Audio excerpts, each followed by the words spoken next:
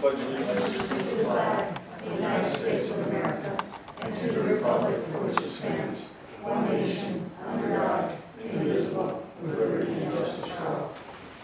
All right. We did not have an executive session.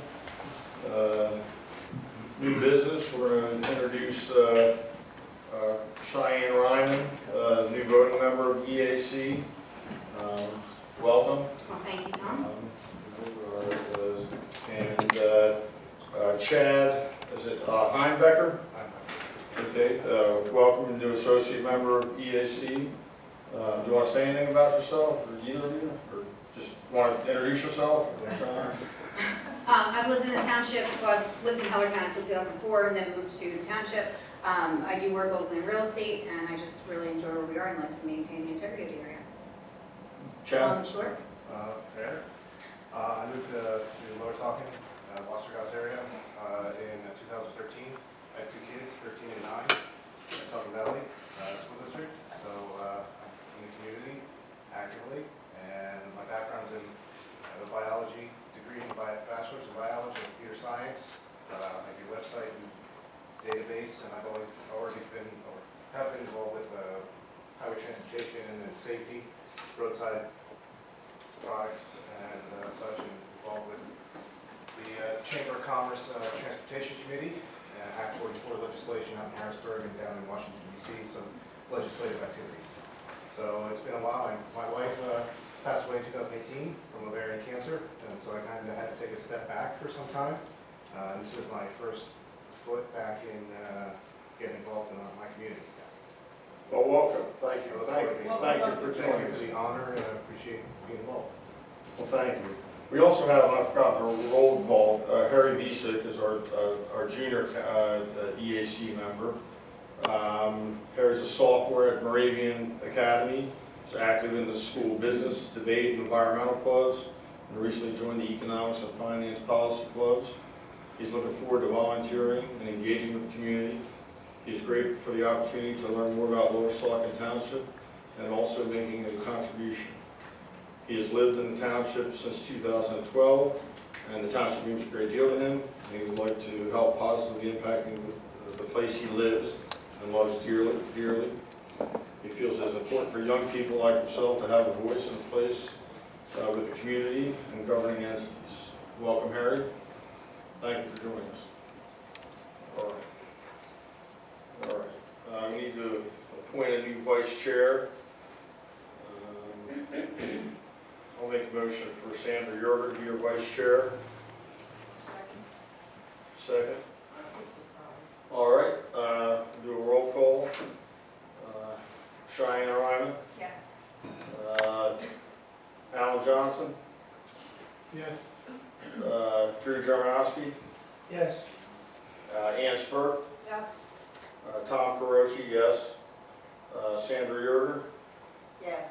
Okay, and Laura Ray's joined us. Sandy's been nominated? Yes. Okay, so motion passes, and Sandy's our new vice chair. Thank you, Sandy, for serving. I'll make a comment. Sure. Members, I just want to register my extreme dismay that the E.A.C. historically, members have been appointed as voting members after having served as associate members, and that's been a long-standing tradition. And at the last meeting, this committee voted to have Jennifer Hellman, someone who has a demonstrated environmental ethic, to be raised from associate member to voting full member. And so I just want the record to show that I'm dismayed that council did not take that recommendation. It's the second time that people have been voted on to full voting members without having served as associate members on this committee. And I just want to register the fact that I find that disturbing and not in line with the way this committee has been staffed in the past. For several years. All right. That's fine. Your extreme dismay has been noted for the record. All right. Developer items. We have the Bethlehem Landfill here to present their Phase 5 expansion land development. So we're going to turn it over to them so they can make their presentation.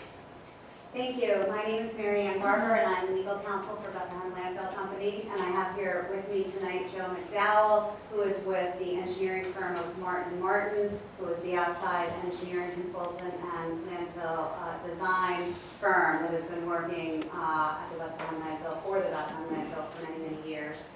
So we're here tonight to give an overview of the preliminary land development and lot consolidation plan for the Phase 5 expansion that we submitted to the Township on September 11th. And we presented to the Planning Commission last month just to give a similar kind of overview that we're giving tonight. And we're waiting to get a review letter from the Township engineer, Hanover Engineering, and we expect to appear before the Planning Commission at their October meeting.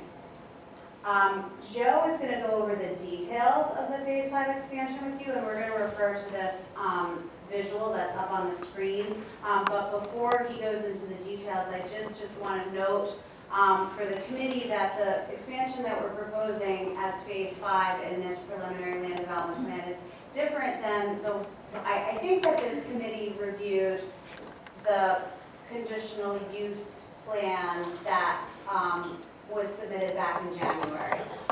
In any event, the area of disposal that we were proposing originally was 117 acres. What we're proposing now in this preliminary land development plan is significantly smaller. It's 86 acres. And Joe is going to show you where that disposal area is on the plan. And it's not only is it a smaller disposal area, but it is set back further. So the disposal area that was removed was that was closest to Bull Run and the Lehigh River. So we're set back further from both of those water bodies with this particular proposal. By reducing the disposal area that we were proposing, we were also able to increase the size of the conservation easements that at the time we were proposing to the township, but have since been granted to the township. So that increased the conservation easement area on the two primary parcels that are associated with the expansion by 37 acres. And Joe is going to show you exactly where those conservation easement areas lie. And so the total conservation easement area associated with this project is actually 193 acres because it includes conservation easement areas on the two parcels upon which we're expanding, as well as conserved area on properties to the immediate west and sort of southwest from the proposed project. But other than that, it's the same in that this is an expansion that's going to allow for a continuation of the existing Bethlehem landfill. The operations are going to be the same. The type of waste that we take in is going to be the same. The amount of waste that we take in will be the same as we currently do. Same days of operation, same hours of operation, same haul route that our customers will use, the same access road. There's no new access to the landfill. It's still coming in off of Apple Butter Road. So, in essence, it's an expansion that's going to allow for a continuation of the existing business operation here in Lower Saucon Township. With that, I'm going to pass things over to Joe. I think you can see this on your screen there, but Joe will also use a pointer on the screen above as he's walking us through the main components of the project. So yeah, this plan sheet on this exhibit, this is sheet 11 of the land development plan submittal. We have made adjustments to that plan by adding some color, eliminating some detail from that to make it a little bit easier to view. And so to orient everybody on the plan, to the top of the page is the Lehigh River, Riverside Drive. To the bottom of the page is Apple Butter Road. And as Mary Ann indicated, this is the approximate existing access to the existing office scale area here. So that is to remain, no changes proposed as part of the Phase 5 expansion in this area along Apple Butter Road. Currently, the area roughly here in white is the existing landfill, comprised of up here the northern realignment, which was the latest expansion that was approved. This is the southeastern realignment area. So this is the existing landfill as it's currently permitted within approximately a 224-acre lot.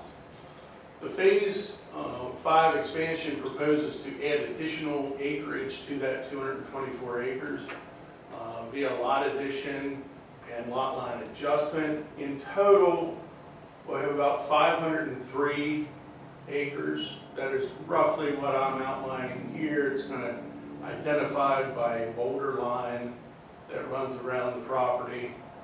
The additional properties are to the north and east, smaller properties here, and then what we've referred to as the tank farm property. There were existing tanks that were located here as part of the natural gas operation.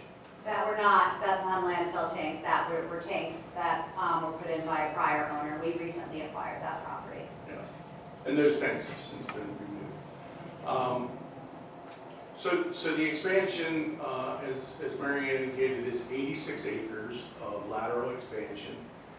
That is identified on this mapping by this gray or pink shaded area that I'm outlining here. It includes an area to the north and east of about 82 acres, 3.5 acres over here to the west.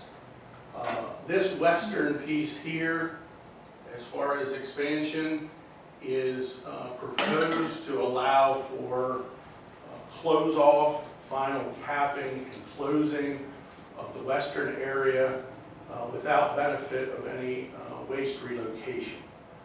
When that waste was placed many years ago now, there was a contemplation that a western expansion was going to be sought, and so there were intermediate slopes placed in this area. In order to close that off and meet all of the slope regulations, the final cap necessary, there is a slight expansion here to the west that is required, again, without benefit of waste relocation.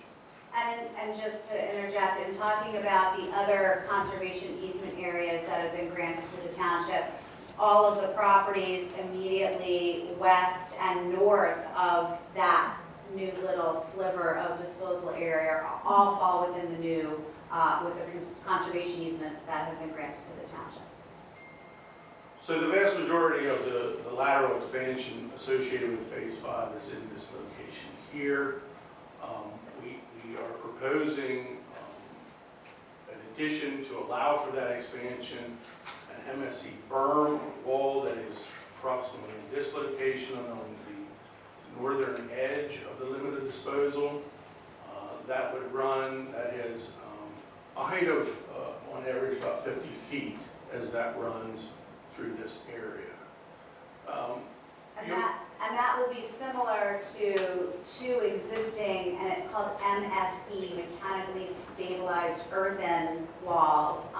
There are two that exist at the site that Joe's going to talk about already, and that will be a vegetated wall. So that vegetation is seeded as the wall is being built out. Yeah, so there are two existing MSC walls or berms. One's located associated with cell 4F on the northwest corner here, and then there was one more recently developed as part of the southeastern realignment. As we said, access is going to continue off of Butter Road to this Phase 5 area. You'll see on this plan there is a red line that I'm following here that's a little bit narrower than a bolder red line, but this is the existing DEP solid waste permit. That is the existing boundary of the landfill solid waste permit. The Phase 5 expansion proposes to expand that permit area to follow this bold red line that follows around the property. That permit boundary is required to encompass not only the disposal areas, but any support activities that might be associated with the landfill, including any structural fill, any stormwater detention basins, any leachate storage tanks. So that area encompasses all of the proposed operations of the Phase 5 expansion. And in speaking with those auxiliary facilities, there are 2 extended detention basins that are proposed as part of the Phase 5 expansion. A larger one here to the north and east, a smaller one slightly to the south and east corner of the Phase 5 expansion. Those facilities will collect the majority of the Phase 5 expansion area, stormwater runoff from the site, provide treatment, and then discharge from the property. The one to the north and east will be towards Bull Run, one to the southeast will be to this existing wetland facility located here. The green areas that are identified on this plan, these areas that are shaded in green, those represent existing woodlands that are to remain undisturbed. So these green areas that are throughout this expansion area or adjacent to the expansion area, those areas are proposed not to be disturbed, both north and south of the project. And then further, as Mary Ann indicated, there are conservation easement now that is identified by this black hatching that's over top of that green area. That is the limits of the existing conservation easements that have been provided to the township. Lastly, with regard to landscaping, there are areas here that are identified with some green circles. Those are indications of trees. There's really 4 areas. One area here, one area here on the east side, some in this location, and then the south side. Those are all landscape areas, proposed to be landscaped with trees. In total, there's about 4,000 trees that are proposed as part of the Phase 5 expansion. Taking a step back with the stormwater, there is some area of this Phase 5 expansion that's going to be directed to an existing stormwater basin located here that was most recently modified as part of the northern realignment. That's called Basin 2 in this location. There'll be a slight portion of this expansion that would be directed to that, but there are no design changes proposed to that facility. And then, of course, on the west, there's an existing basin roughly here that's identified as Basin 6. This expansion here, all of the runoff will be managed through that Basin 6 area here. And again, no design changes proposed with those basins. And there's a detailed stormwater management report that was submitted with the application, and that's one of the things that the township engineer is currently reviewing and that we'll be getting comments on. And then lastly, I guess I would point out that there was an indication or a line right about here. There was drilling that was done on site to identify areas of carbonate geology. This limit was identified as that fault line between the carbonate geology in the east to the south. So we've identified that on the plan as required. And then our proposal is to provide a 100-foot buffer further south of that line where no disturbance would occur. And that data has been included in the documentation that was submitted in support of the preliminary land development application. Yeah, so Miser and Earl, a geologist group, was retained to oversee all of that drilling, and they prepared a full report on the results of that analysis and the identification of that line. I guess one thing to note, this is the area of the existing tank farm on site. This area, it's about 8.5 to 9 acres that was previously developed by the former property owner, and large tanks were placed on those facilities. As we said, those tanks have been removed. But what remains is about 8.5 to 9 acres of impervious areas, stone, gravel, concrete pads, impermeable liners, and the like. And so, as part of this Phase 5 expansion, we're proposing to remove a good portion of that impervious area, those concrete pads, and reduce that impervious area as much as possible to allow for 2 additional leachate storage tanks that we believe will be required as part of the Phase 5 expansion. So that is the location of where additional infrastructure would be placed, and then the areas outside of that would be converted to pervious areas, and then also some trees and landscaping that we were incorporating into that. And one final thing to note that some, but maybe not all of the members of the committee know, is that as part of a landfill expansion, we have to get a PADEP approval of the expansion, and that process involves a very detailed submittal, including the submittal of the data that support the location of the carbonate line, and that's something that will also be reviewed by DEP, along with, many other investigations, data, and reports that are required under the state regulations. All right, hold on. We're gonna let them finish their presentation, and then we're gonna comment. You can be the first, Drew, but are you finished?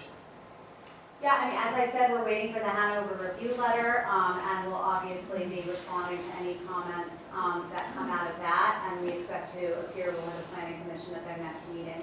But yeah, I think that covers everything. We're happy to field questions. All right, so we're gonna start with the voting members first, and we'll start with Drew, if you want to go first. So beige, pink, whatever the color is, we know what we're talking about, right?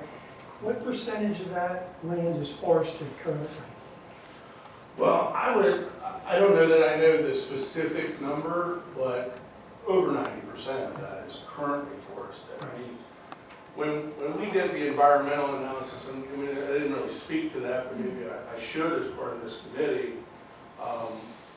we looked at the additional land that was being added to the landfill parcel, analyzed all of the natural resources as defined by the zoning ordinance, and I would say 90 to 95% of the properties were mapped with either steep slopes, woodlands, environmentally sensitive woodlands, wetlands, and the like. So a large portion of the property is identified as that. So to answer your question, I think it's about that same percentage. Now, when we went through that analysis, we look at, in accordance with the ordinance, what the buildable area would be on those new parcels.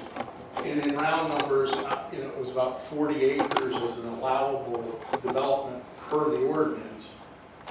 So when we look at the environmental mitigation policy in the ordinance that allows us to utilize additional lands, that number was about 93 acres of additional lands that the Phase 5 project proposes to use beyond the buildable area that was defined in the ordinance. So that's that mitigation alternative that's allowable in the ordinance. And that's outlined in detail on the land development plans as to what is analysis required and what the mitigation alternative would allow us to do, and then offer in terms of additional lands to account for that utilization. So then also, you alluded to this, there are wetlands on that parcel as well? Yes. No pools. Yes, there are, I think it's 6 small pockets of wetlands, roughly in this area. They range from 1/1000th of an acre to 1/10 of an acre. There's also, as part of the analysis, our environmental guys went out and looked and identified areas that may meet the definition of a stream per DEP's definition of having bed and banks. And so we've also identified those. Now, I think we clearly presented that these impacts to those wetlands and those potential streams, if they're found to be jurisdictional by DEP or the Corps, we will apply for joint permit applications that are necessary through both of those agencies, offer mitigation alternatives as required, and seek those permits. So, as Marion indicated, that there is a solid waste permit application that is necessary for this development to happen. Also, an additional outside permit is with the Corps of Engineers and DEP for what I would term as Chapter 105 or Section 404 permits for impacts to wetlands and streams. But overall, the plan would be to deforest that property and develop it as a landfill. The gray area or pink area, that is the proposed disposal area, the trees will be removed from that. They will be removed as the landfill is built out over time. And then as the cells are developed and filled, they'll be closed and vegetated. And I'll just add one other thing. The reality here is geologically, that whole parcel is a recharge area for groundwater.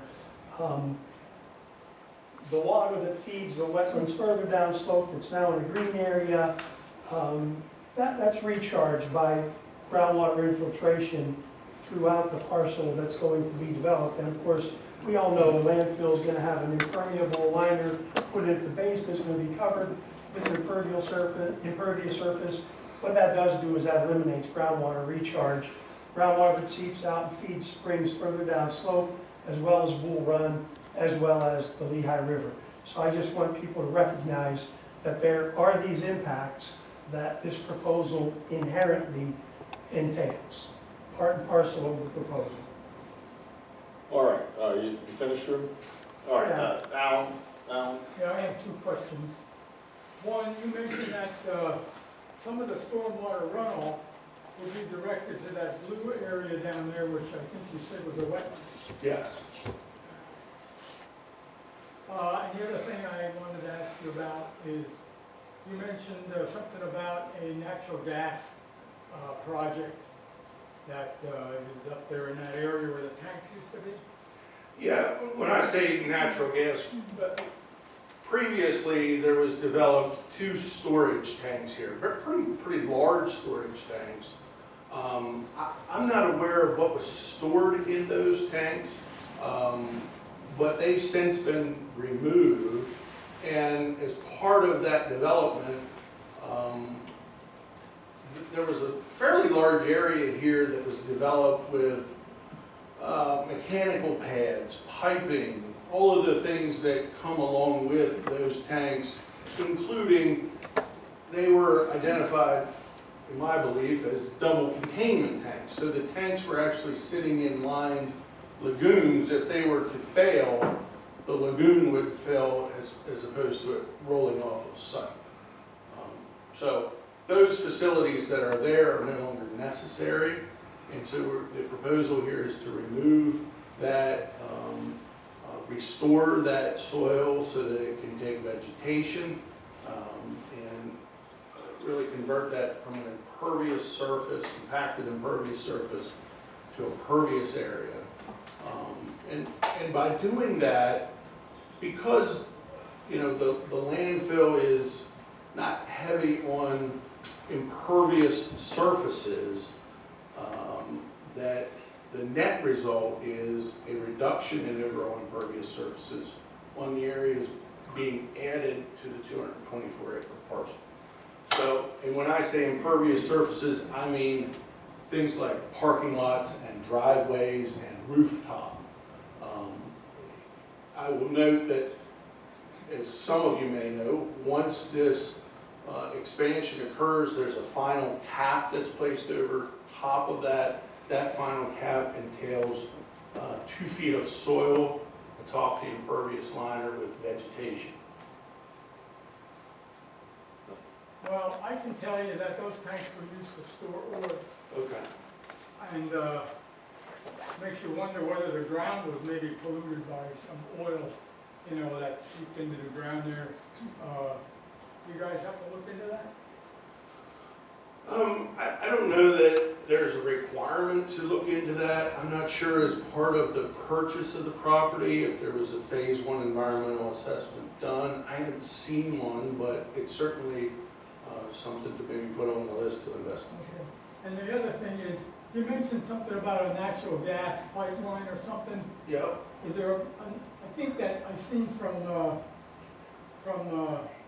county maps, that there's a natural gas pipeline that runs vertically from south to north, right there. Yep. And I understand you guys are gonna connect into that, or the landfill is eventually gonna connect into that and try to supply, methane from the landfill to that pipeline? Yes, as part of, and this was part of another development plan that was submitted previously, but there's an RNG facility, recycled natural gas facility. It is located approximately here. That facility has been developed, it is there, but my understanding is it is not operational yet, but it is required to be operational as part of the permit for the northern realignment that was issued. So, you know, Q2 of 24, possibly operation, but that was developed, and there is a connection that is to connect into this existing natural gas line over here. So there was a line that was placed that ran across, connecting to this natural gas line here, that gas from the landfill being captured in our system is conveyed to that facility. There's treatment that occurs to that gas to clean it up and meet natural gas standards, and then put that into the pipeline. Well, I know that the natural gas pipelines are at a pretty high pressure, so there's gonna have to be some kind of compressor equipment installed to pump up the methane that's taken from the landfill and to get it into that pipeline. So where's that compressor station going to be? Well, I think that will be coming from what Joe has described as the RNG facility. So that's already designed and will be up and operating independent of phase 5. So will the compressor be in the RNG facility, or will it be up closer to the pipeline where it's injected into the pipeline? Whatever compressor was part of the proposal for that facility, that's already been approved and is already Does the constructed. township have the engineering drawings for that? Yes, that received a land development approval several years ago. All right. We looked at that, survey plan. So those are my questions. All right, Laura? Yeah, I got a few questions. So, what is that white circle anyway? I don't line it up to anything on This one here, I'm not sure. I think that's part of the computer that is loaded in. I don't know. Yeah, that So was, it's not that's, something It's maybe that's not on that's the nothing on the original. original.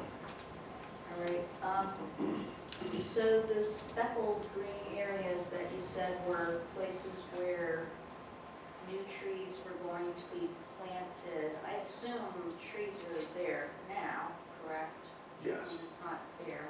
correct. So, I guess you need to clear that out to do whatever you're doing. And what kind of trees are going in there? What size trees? Are these gonna be little twigs or what?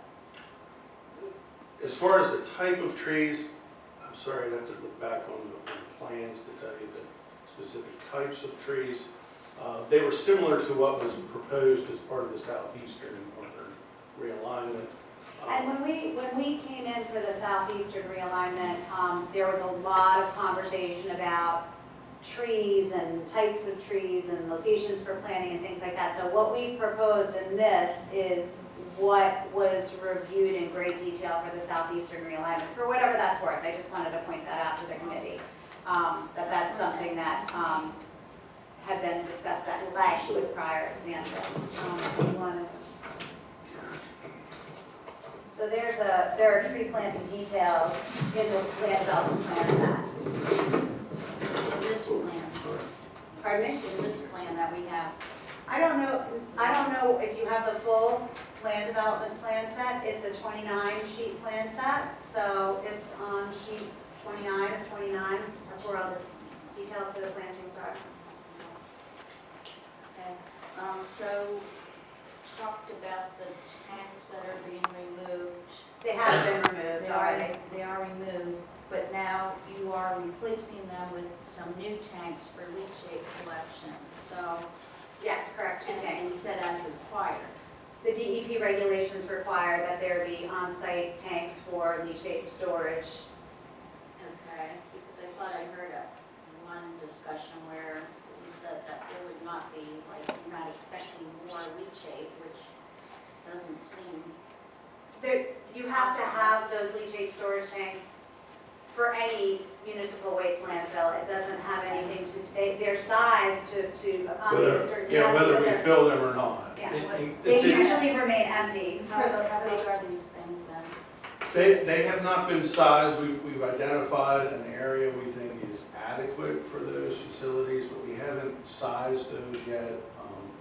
There is modeling that must occur as part of the DEP application that is dependent upon the development schedule, where areas of open and active landfill are, how long that is, to be able to size the worst case scenario of volume of leachate. So that analysis is ongoing as far as particular sizing of the tank. And that will all be dictated by DEP and Yes. DEP regulation. Okay, and then, on the area then that's going to be used for the disposal area, and I guess the immediate area where you're clearing the trees to work there, is how much regrading, or is that reflected anywhere? I couldn't really tell, trying to look at these plans on a little laptop. Yeah.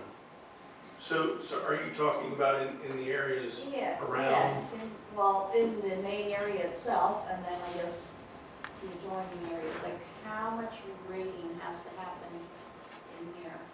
Well, the area inside, it's a little difficult to see, but roughly right through here, you see this, it's kind of a blue dashed line. That's our limit of development or area of disturbance. So everything in that area would be regraded. Ultimately, again, it would occur in phases, but that area would be regraded. There would be a fill slope in this area here in order to get up to grade. In this area, as we talked about, there was a MSC berm proposed to eliminate the need for that amount of fill slope in that location so that we could maximize the footprint available.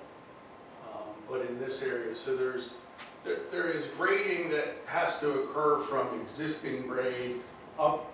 It would be a 2-to-1 slope to get to an area where we could begin anchor trench liner system for the actual disposal areas. Now, you know, it varies from area to area as to the amount of fill, amount of grade change that is going to occur. But, you know, as I recall, in this area here that I'm referencing, there's probably a fill of 80 feet, 90 feet. In this area, you know, from bottom to top, there might be a differential in fill about 100 feet, 150 feet. So those areas are going to be needed to regrade as structural fill for the facility itself. So a lot of soil gets taken away, or are you just shifting it? Well, it would be a shift. So to the extent where, for example, we are proposing to develop this, well, first of all, the proposal is to develop and close off this western area. This is identified as cell 5A. First. As a first step. And then 5B, and then it goes B, C, D, E, F, G, H, I, through. But this is where we would develop first. We would go in, do any excavation that could be performed on site to to reach subgrade elevations. Any material that would be excavated will be utilized for the fill that's necessary for construction of the maintenance road, and anchor trench, and for construction of the MSC berm. As part of that initial development, we would also develop the stormwater management basin here to the north and east.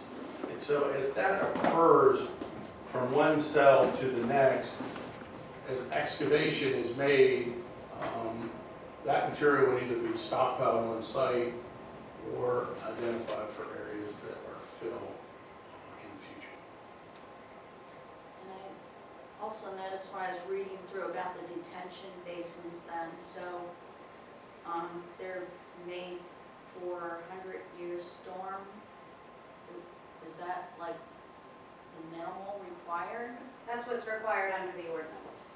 That's the requirement of the ordinance to identify and model the stormwater facilities to manage up to and including the 100-year, 24-hour storm event. And that's what we've designed. It seems like facilities for. those regs are out of date anymore. I know people are looking at changing them because 100-year storms are really like a 5-year storm anymore, you know? So what will happen when we have, I mean, would we just have like a 500-year storm? What happens then? Well, I would say that as part of the analysis, we've used the most up-to-date data with regard to what is a 100-year storm in Lower Saucon Township. And that data is published by NOAA, NOAA. And so that's where we obtain the data to say, you know, what is a 100-year storm event for this location. And that data is based on historical information. Right. And You they know, keep it's that up to changing date quickly. pretty, you know, I don't know the exact numbers, but I feel like, you know, when we were designing the Phase 4 expansion, a 100-year storm may have been about 6.2 inches in a 24-hour period. I think this latest is now a 7.3 inch storm event in 24 hours. So those numbers have increased over time. And the ordinance, I think rightfully so, references those, that data to where to obtain it, making sure that it is up to date. So what constitutes a 100-year storm is constantly being updated by NOAA for purposes of the Right, yeah, calculations. I get it. I'm just saying, 100-year storms are 100 years, and we just had the 500-year storm, so it just seems dangerous, you know, to under-prepare in these basins. It's not gonna get better.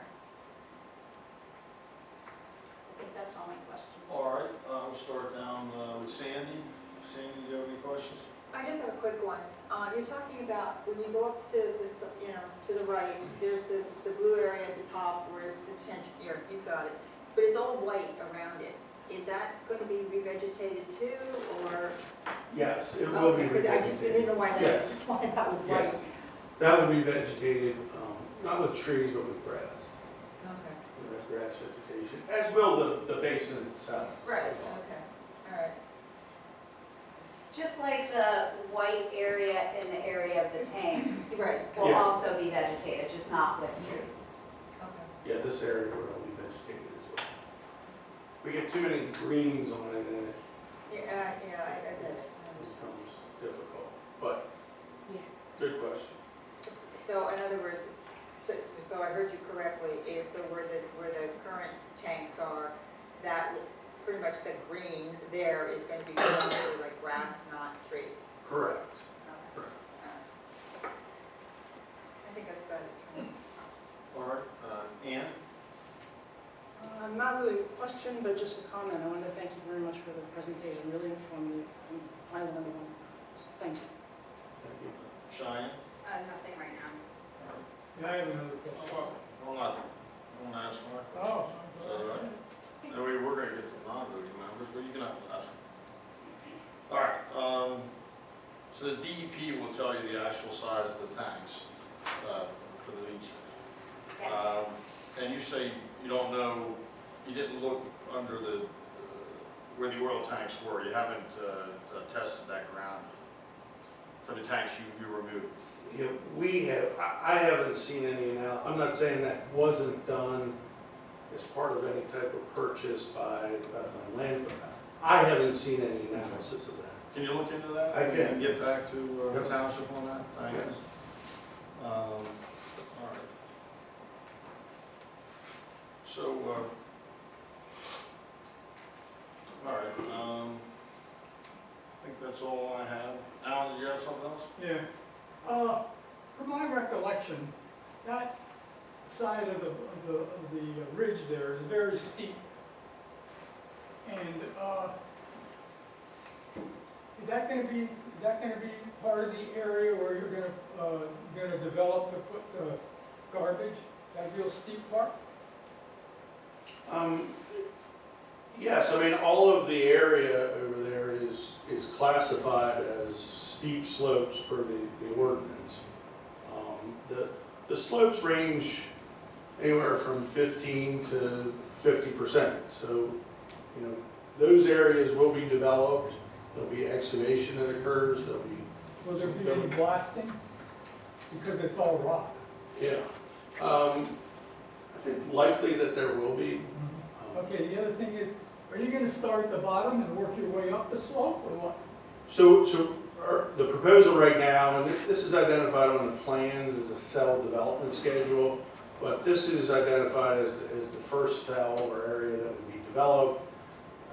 Then we move north and then across this ridge here and then out to tie into this corner over here. I So missed it that. really is. Where was the first person? So this will be the first area That's development. pretty much on the bottom. Yeah, and then we go south to this side, because really what we need to do is develop sump areas within the landfill footprint for the leachate collection as a first step, and then expand from there. So these are the lower areas of the overall disposal footprint. Is that all described in your documentation? The cell development is described on the land development plans. There'll be, as part of the DEP application, there will also be a development schedule that'll be slightly more detailed with interim grading. And, so there is additional information that would be part of the DEP application. And in the plan set, the cell development schedule is at sheets 27, 27A, and 27B. Generally, and I think they do, they run in alphabetical order. So, we say cell 5A, which is the first to the west, and then B, C, D. That's the sequence of development that we're envisioning at this point in time. All right, Drew?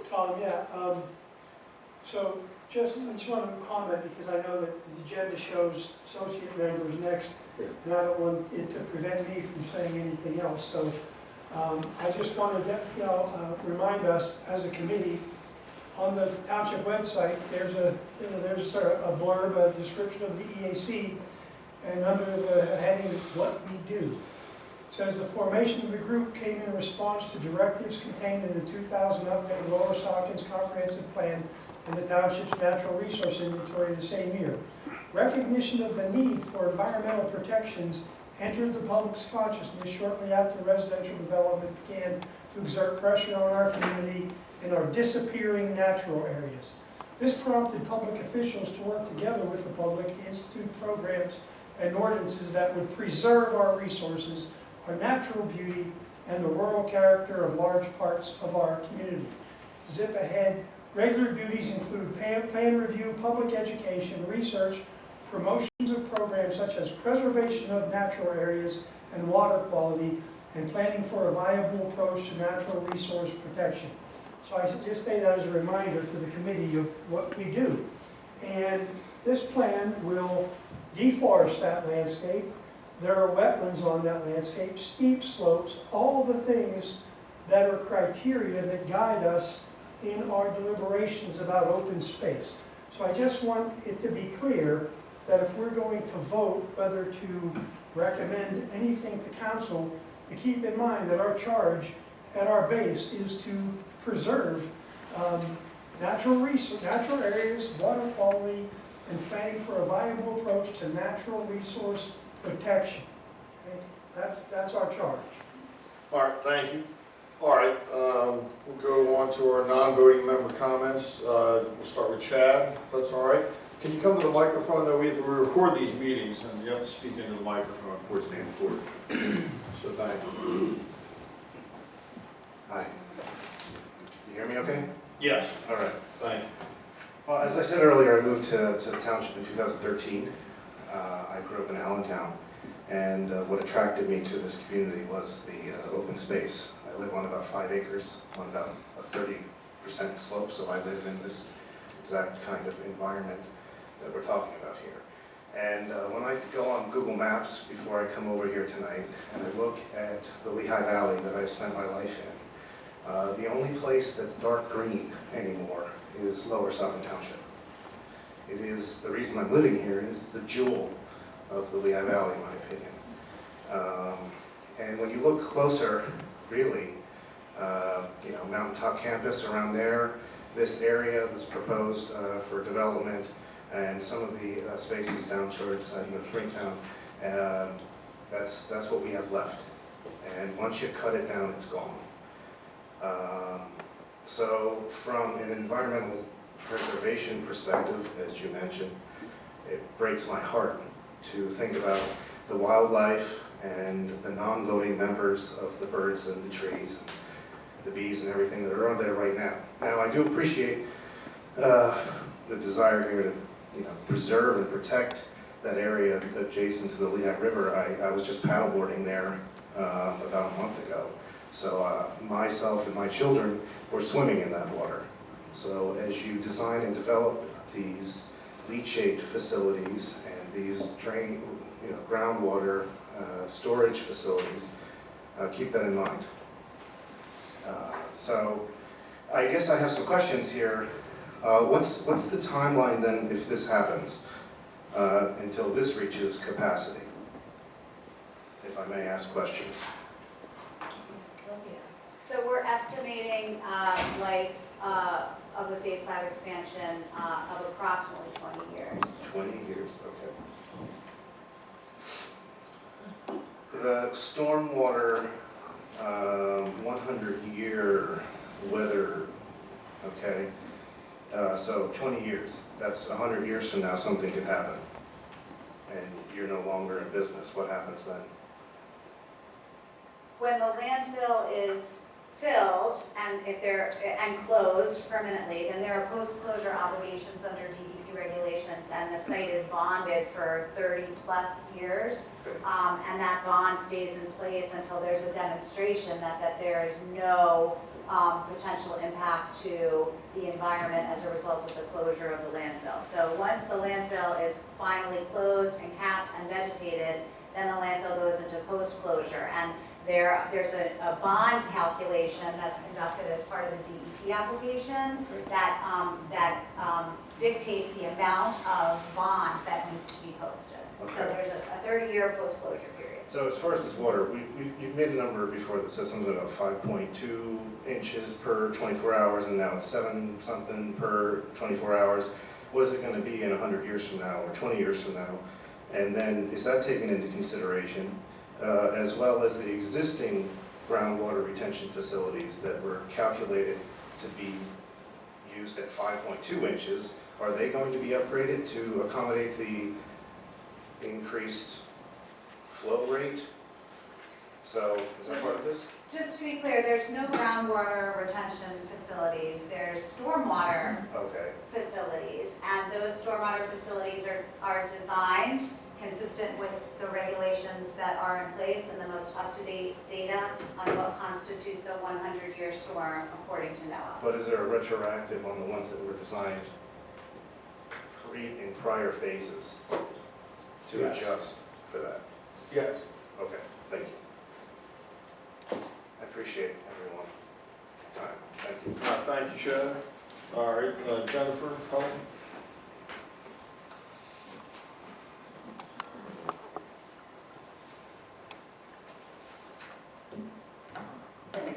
couple questions, and when I was going through the maps that were difficult to watch, not watch, read, you all talked about 5 watersheds, and I'd like to understand how the 5 watersheds are played out through the change. Over here, Saucon Creek, I'm sure Monocacy is one of them. There's tributaries that come through, feed into the Lehigh. When you say 5 watershed, Yeah, it's in your map when you, what was On this presented map? to it. No, it was a more detailed map that you provided with the notes. In the plan in the set? plan set? Yeah. But it Do you talks about, refer us to a sheet? no, it was on my computer. Well, I guess what I could say is, as far as watersheds are concerned, this site is regulated by 2 what's called Act 167 plans. Those are watershed plans that are identified as regulatory associated with stormwater management design facilities. And those watersheds identify sub-watersheds within them that have particular release rates. And so our design is to comply with those release rate criteria. As an example, a release rate criteria may say if there is a 2-year, 24-hour event and there is a certain rate of discharge from our site entering currently to Bull Run, the release rate would require us to reduce that discharge rate by as much as 50%. And so there are 2 watersheds, roughly here is where the break line is for Saucon Creek, which is to the south. I'm forgetting the name to the north. It's not Lehigh River, but it's another. Monocacy? I don't feel like it's Monocacy. The Monocacy would be across the Lehigh, it wouldn't be part of the Monocacy. Yeah. It's another smaller tributary that's not even really close to this area. I feel like it's way further east, but they've identified it as that. But in any event, there are, as part of that 167 plan, there's a analysis that's done for the watershed as a whole. And so in that whole watershed for Saucon Creek, they break it up into maybe as many as 150 to 180 separate watersheds where they identify particular release rate criteria for those watersheds. And so what we were identifying in the report was that there were 5 watersheds that are located within the proposed Phase 5 area. Okay. I don't know if I did a good job of explaining that, but Obviously, there's going to be research on that Act 167, but do you work with Northampton Conservation Group on a lot of this research and analysis? so for the compliance with the 167 plans, that is done by the Planning Commission. They will review that for the County Planning Commission, will review that for compliance. With regard to the township ordinance, the township engineer will review the stormwater management plan for compliance with the stormwater management ordinance for the township. And then as far as DEP's regulations associated with what's called Chapter 102 regulations, DEP will review that stormwater report as part of the DEP solid waste application. Great. And how long does that DEP process take?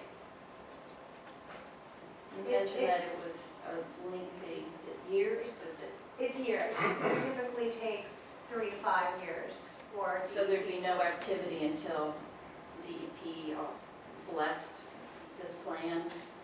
We can't do any construction for the Phase 5 expansion without receiving the DEP permit. It's called a major permit modification. And that's a process that has a whole public participation component to it and meetings with the host municipality and adjacent municipalities and public comment periods, public hearings, public meetings.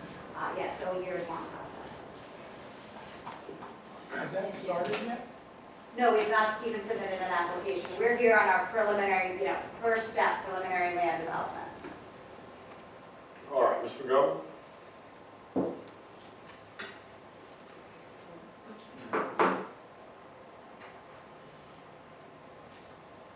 My name's Kathy Pitchell-McGovern, 4260 Lower Saucon Road, Hellertown. I live about 2 miles from the landfill. That picture is each month I have to pick up the trash by my farm because of the Schrin trucks. And I'm wondering, Schrin closed because it's a Superfund site. It also collapsed because it wasn't built correctly in the first place. So I'm wondering how we know that Schrin's not bringing the same trash to the landfill on Apple Road. Who monitors Schrin? The trucks go past my house all day long. How do we not know that they are not bringing hazardous material to this landfill? Our facility is not permitted to accept hazardous waste. How would you know? I'm sure they weren't allowed to accept it either, I'm assuming. Schrin is not allowed to accept hazardous waste either, so I'm not exactly sure what you're saying. You're not affiliated with Schrin. That's my and, point. But Schrin You also, the Form U's, when Well, that's residual waste. Yeah, We right. can't even, with or without a Form Right. U, we are Yeah, not a but- hazardous waste It landfill. shows you know what's coming in. Correct, file. yes. We are not permitted to accept For the hazardous waste. constructive comment? Presumptively is my point. That's my point. How did they get fined for being a Superfund site? Again, they're not Schrin.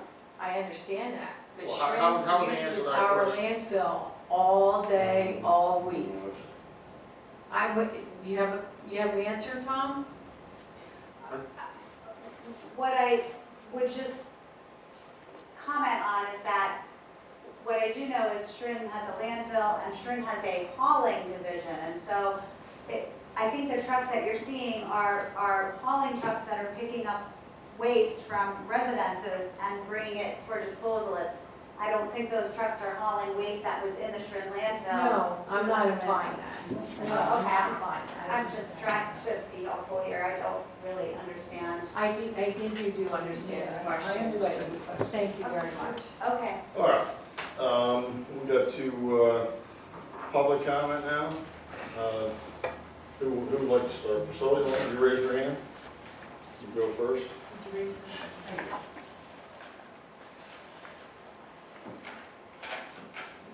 Hello, my name is Priscilla DeLeon. First, I'm going to speak as a councilwoman, and I'd like to thank the voting members who asked really good questions, and I'm disappointed the other ones didn't. Very disappointed. You're voting members. You're supposed to be protecting this township. Drew read it from our code, our website. Thank you for reminding everybody what we're supposed to be doing here tonight, Drew. I'd also like to welcome Chad, and I really appreciated your comments and the research and the time you took in doing all this. I'd like to see more of that. Okay, back to my being a resident. Leachate storage. Could you point to where it is on the existing site? It is located here. Right there. So that tank's always empty too then, right? I don't know, always empty? Well, you said the other one's usually always empty. I'm just comparing them. I think generally it is empty and those waters are discharged through the sewer system I can't hear you. to the POTW. Yes, I would say generally that has historically been empty, and there is a sewer system that was extended to the POTW for conveyance of the leachate. But I think the point of the discussion was that storage is required to meet Right. DEP regulations, whether used or not. Right, I understand that. I recall that from when I was on the landfill committee for many years. On your eastern border, where, can you point to it under that blue triangle thing? Over here? No, Up here? the edge of was that the pink gray area, whatever you want to call Oh, it? here? So that would be the edge of the disposal area? Correct, Okay. yes. Are you gonna final close that, or are you gonna do it like you did to the other side on the western part? Yeah, I mean, as part of this land development plan, all of this area would be final closed with the final capping system. That's the proposal as part of the land development. So you're not gonna leave it open like you did over here, and now you're gonna go back and you're gonna final close it? Oh, as far as an intermediate slope, is I'm what you're talking talking. about the slope. I'm talking about that little sliver of This 10 here. acres there. That was left open for your hopeful. Further expansion, okay, to the west. No, So now you gotta no. go back and you have to final close it. No, the proposed grades in this area are final cap grades, yes. So the whole perimeter. The whole perimeter, yes. Okay. Okay, odor complaints, what are you gonna do about that? A lot of the odors are, you know, you have a 360 circumference there, so they're coming from all over, but really strong odors from the ground where the storage tanks are. Can you point to that? Where the existing storage tanks are? No, I'm sorry, Over here? not yours, the residence where the storage area is on, are they on that map? The Well, it's by the intersection pictures of. of storage units.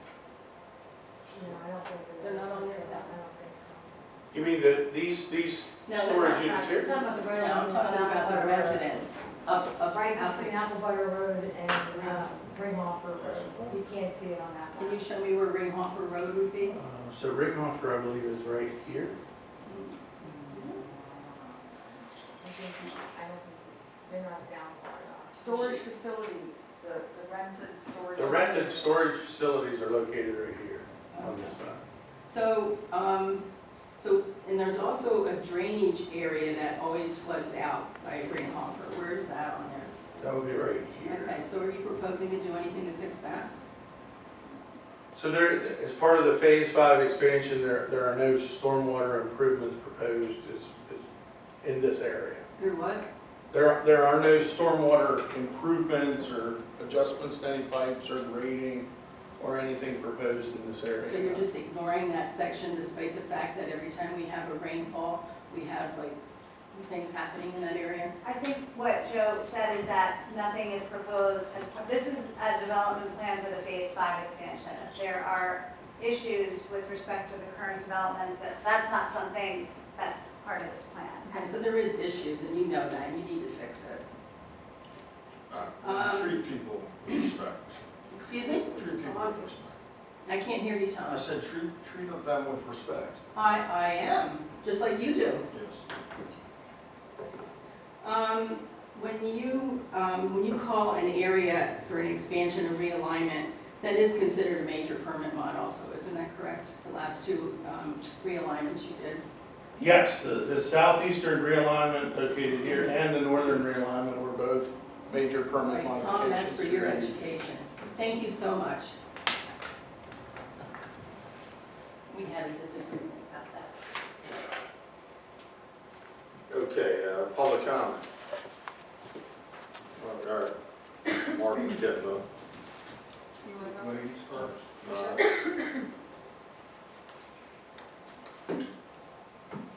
Hi, Victoria, I'm Tom Cordero.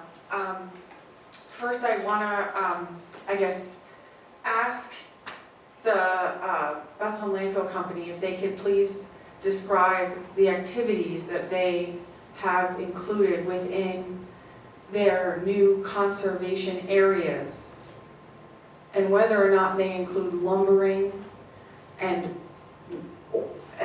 gas drilling activities. I don't have the conservation easement documents with me. What's in the documents speak for themselves. I mean, there are certain things like removing dead trees, and if DEP requires us to go into those areas to put in a monitoring well or something to that effect, we needed to reserve our ability to do that. But I don't have those documents in front of me, so I really can't speak to that. Okay, I think that the township has the ability to pull that up from the township's website. because I think it's displayed on the homepage, the conservation easements that the landfill offered in exchange for taking the two Helms and Reddington conservation protected properties totaling 201 acres. There's, I think, a total of 5 conservation easements. My reading of those, I think, and we can pull it up to show it on the screen, it specifically delineates activities that are permitted in what is so-called a conservation area. And that includes lumbering, which would be the removal of trees. No description of lumbering to describe dead trees or select harvesting or protection, but just lumbering. And natural gas, or I should say not natural gas, but gas well drilling, and a number of other activities that were previously not ever permitted on the conservation areas.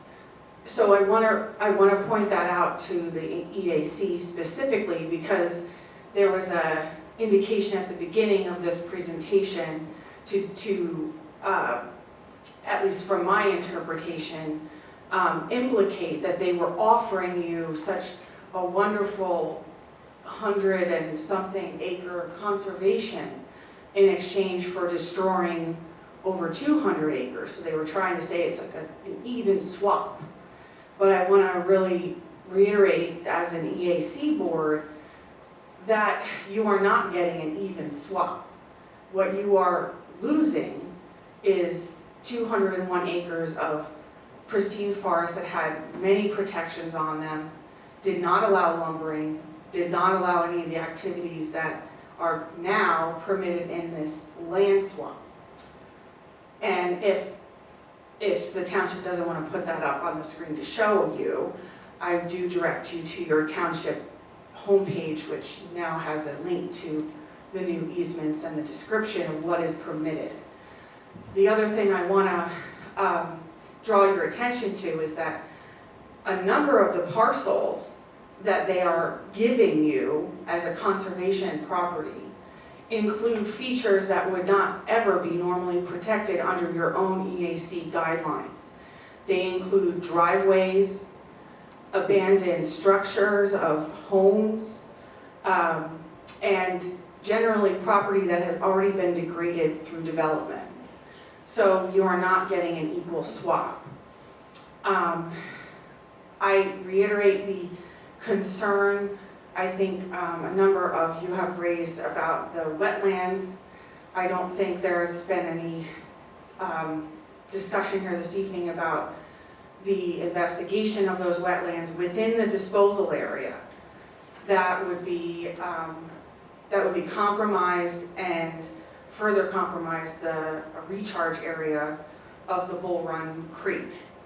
The other last thing I want to raise your attention to is the idea that when you have a standing forest of this size, there's exterior trees that are used to being on the edge of a forest, and then there are interior trees. And I'm sure some of you will know this, but the interior trees have grown with the support of the trees around them. And they survive because of that. When you deforest part of that in a sequence, and then deforest the acreage that they're proposing, you are in fact exposing those interior trees to the exterior wind and sunlight that they had not previously been exposed to. And it in fact creates a hazard for those trees to then die themselves, because they were not grown to be an exterior tree, they were grown to be an interior tree. It's called interior forest. And our own natural resource inventory, which I hope that you have looked at, identifies the Bull Run Natural Resource Area. It gives you a description of the features and the importance of what an interior forest provides. to our township. So I'm hopeful that in your review of looking at this, that you realize that you're not receiving 197 acres of conserved land. What you're losing is 275 acres of forest that you can never get back. Thank you. All right, Mr. Rosetta?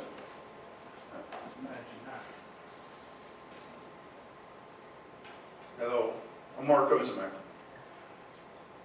And I shouldn't do it. Anyway, the landfill people here in front of me. On the steep slopes and the boulders and the rocks, you said that there would be some, I don't know, explosions to get rid of it, dynamite it? How you gonna even out the slopes to put garbage on them? Yeah, I think what was discussed is, as far as if there's excavation needed, if there would be blasting necessary blasting. for that excavation. And I think I said it's likely that that would be the case. Okay. Now, when you blast, what are you gonna do for the neighbors? Well, Let me ask you this. When you blast it, I'm curving my tongue so I don't curse.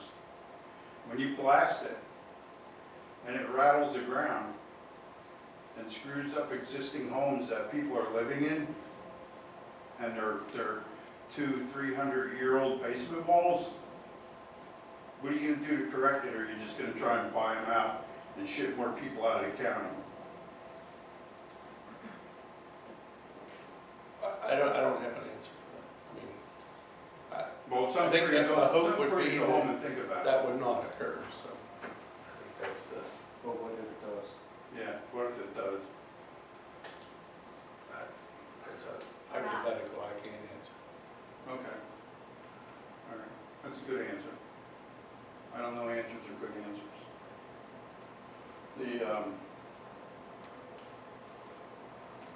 Yeah, turned pretty much out. It's the only thing I was really interested in. I am interested in one other thing.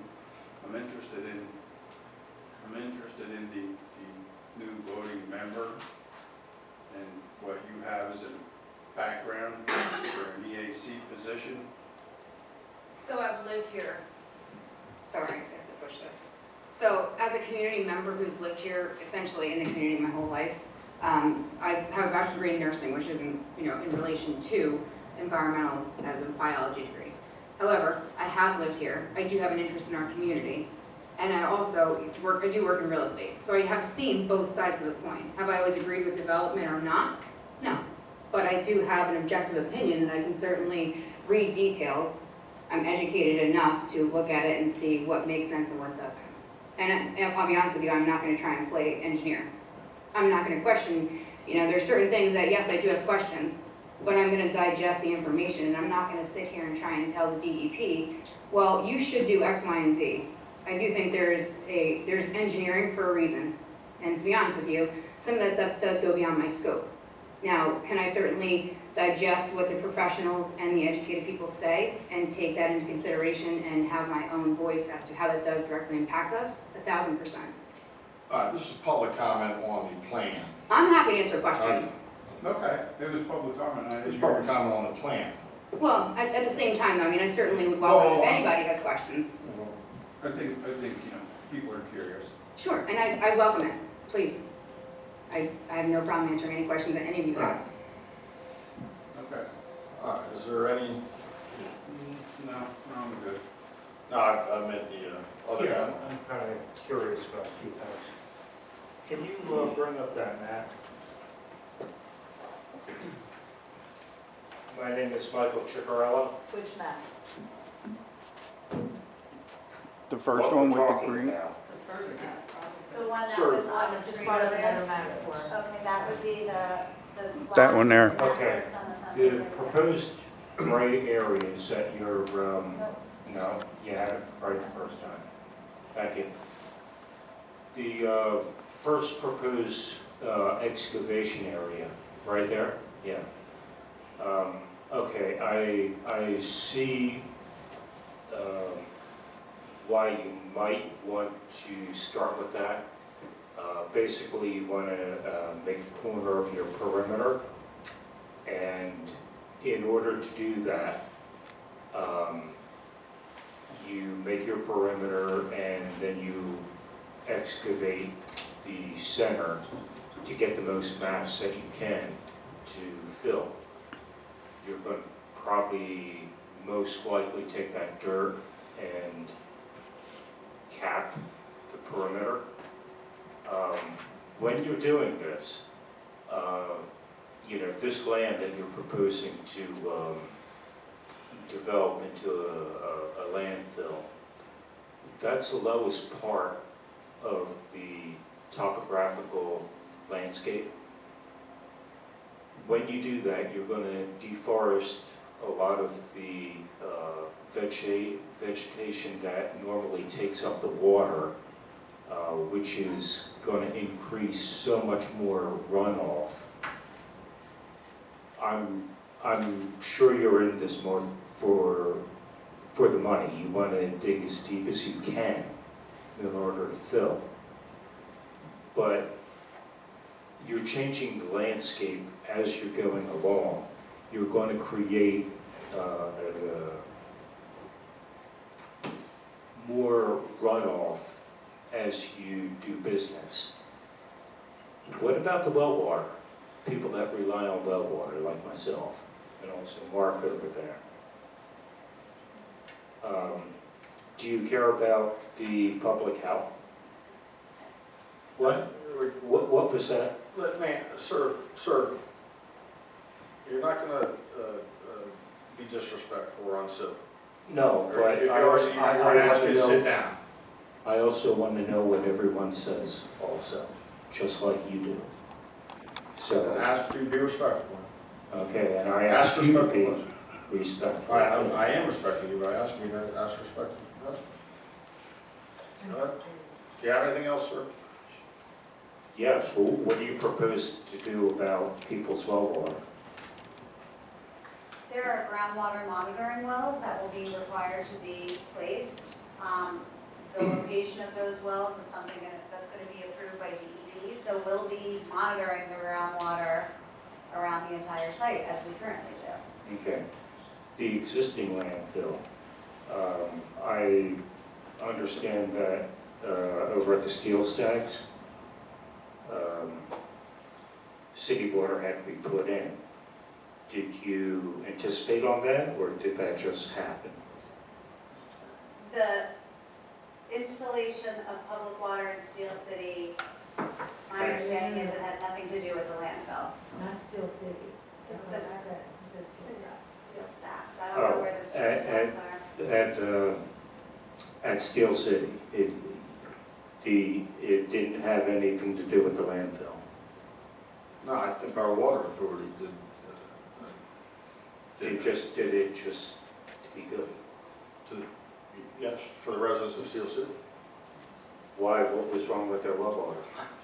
I don't know if there was anything wrong There was. with it. No. What water was contaminated by Bethlehem, and that's why they All had right, to this is put. public comment on this plan.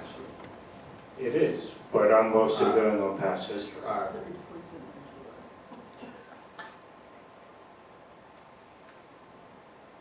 So, you're going to create more of a water problem, and in doing that, you're going to create more water retention at the lowest place that you want to excavate. So you're going to have more of a leachate problem. How many tanks are we going to have for leachate?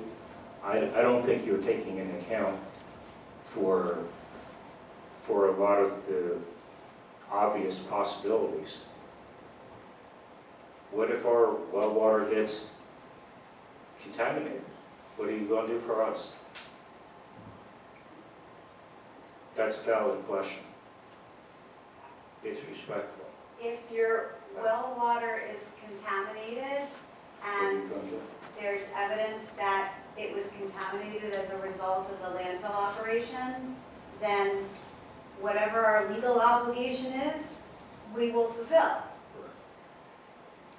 Thank you. All right, thank you. Can I get his name? Any, he said Michael Chivarello or something.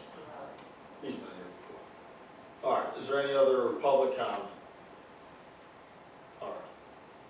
All right, well, thank you very much for Thank you coming for your and time. for your We appreciate presentation. We appreciate it. All right. With no updates and reports, we'll go to old and miscellaneous business, review and approval of the September 12th, 2023 minutes.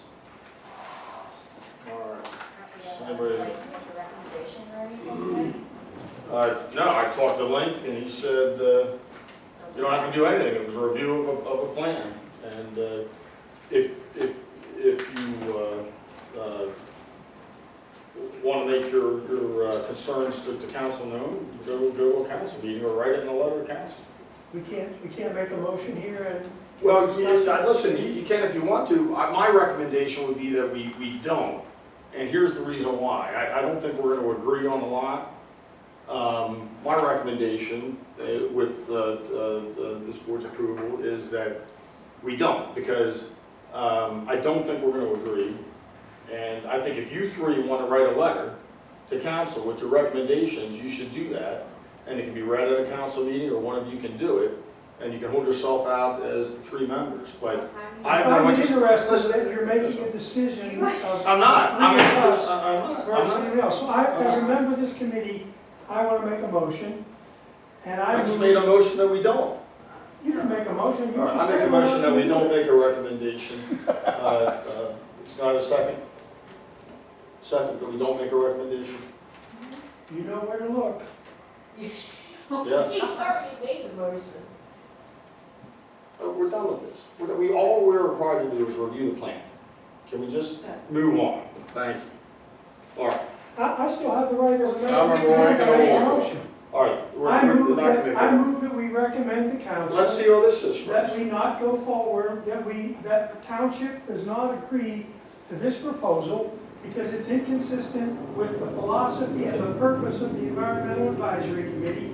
It will destroy this real estate, the forest, the wetlands, the recharge area for groundwater, including residents' wells. And so I move that we recommend to Well, council. I made it first. We'll get to that one if we have to. I made a recommendation first, a motion first, and it was seconded by Hans Burke. So we're going to do a roll call. Drew Germanowski. No. Okay. Alan Johnson.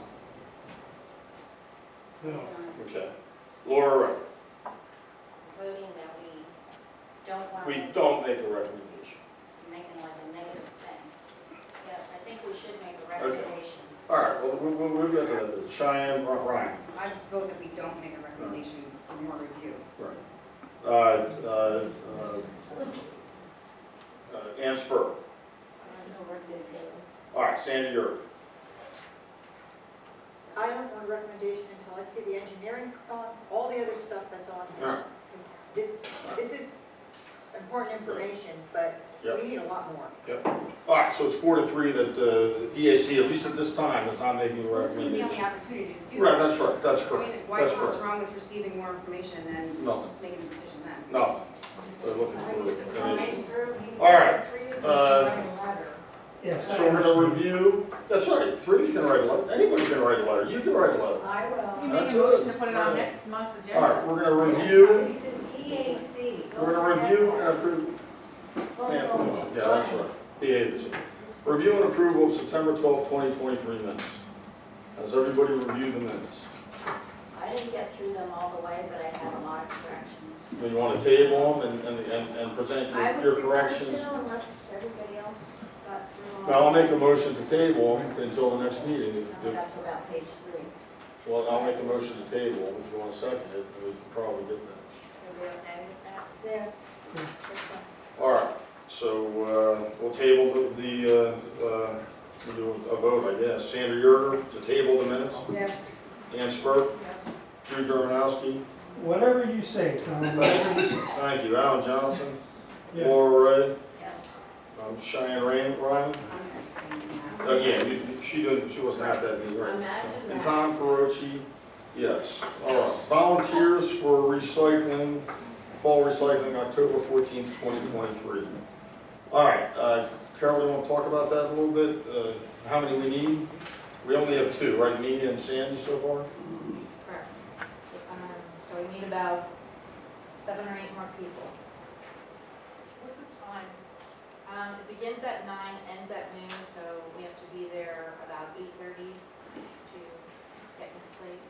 Although at this point, I think we should take people, if they can only stay till like 10 o'clock or something like that. And Sandy's gonna be there till 10, so Right. anytime you can go. Actually, I can be there a little later. Okay. My appointment got moved back a little bit. So we have Ann, me, Sandy, I'll see if my wife can do it as well, so maybe that's 4. We're gonna also put it out to Parks and Rec to see if anybody's there. Anybody else in the audience who can do it? Carol, I'll email you tomorrow, see if I can move some things around for Saturday. All right, Cheyenne's a maybe. All right. What day of the week is that? Saturday. Saturday. This coming Saturday? This coming Saturday. Oh, my goodness, okay. That's the same day as Apple Festival. Yeah. We had to get the date, like, in April, so. You have to tell them. They always do it on that date. You have to Keep tell that in them. mind for next year. What do you need a volunteer for? All right, so we have 4. We need volunteers to direct people where to go. So have vests for people to direct the traffic. I understand that. No, How many of those do we have before that? There was only like 2 people out the there? company that's coming Clean Earth is taking care of that. So we don't have to worry about hauling anything or taking anything out of the cars. I have to have people, yeah, so that's a good thing, but I we didn't still. think there were that many people out there directing traffic before. We had a problem with, I wasn't there at that one, but people backed up on the street on Old Philadelphia, so we'll need people at both ends to direct them in and direct them out. I have a map on the table over there. All right, so My son has a birthday party at 12:30, but if I can make We can it. get you out of here before then. Yes, like, some people might leave at 10, yeah, earlier the better. We did shut down early last time because the truck was full. Yeah. But I don't know, maybe a bigger truck or what. All right. Let me check and Okay. see if I I can. Just think let me know. Susan Blair can do it too. All right. So that's 5 or 6, and we'll ask Parks and Rec if some of them can do it. So I don't think, we'll be ready. We'll figure it out. Fall date for Adopt a Road program, November 4th. Is that the date we picked? I have to rescind I can't do it. I got a call for a consultation, John. I can't do it. You want to pick a different day? I could, it would be after Thanksgiving though. No, it's when you get in the snow and cold. We don't do into December. I know. I just got it. I'm not gonna be here on the 4th. I can't be here on the 11th. And I think the next weekend, is Thanksgiving. I don't know.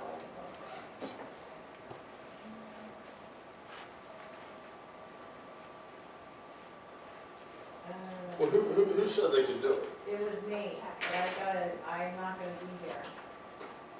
The 18th.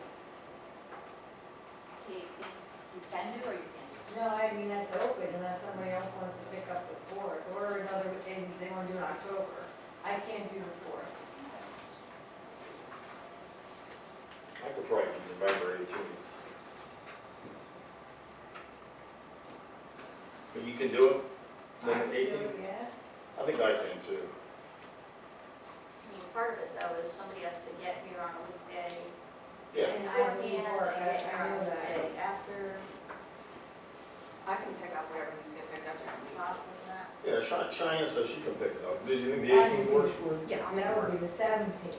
That's fine. Picking up, you have to talk to Carol. Yeah, I have another road anyway, so maybe I'll just wrap it all into one. I'll just pick it up that morning, do my road, keep it, bring it to that, and then bring it back to you. Okay. That's all right. Yeah. Yeah, okay, I can volunteer on the 18th.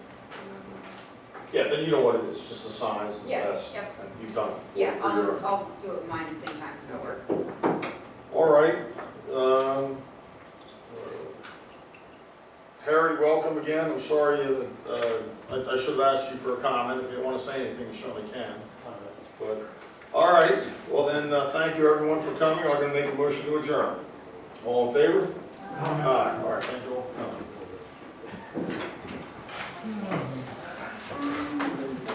It'll be a long battle.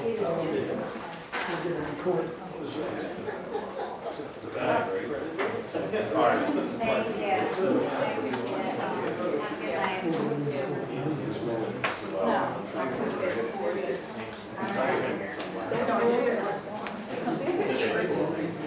Not a problem.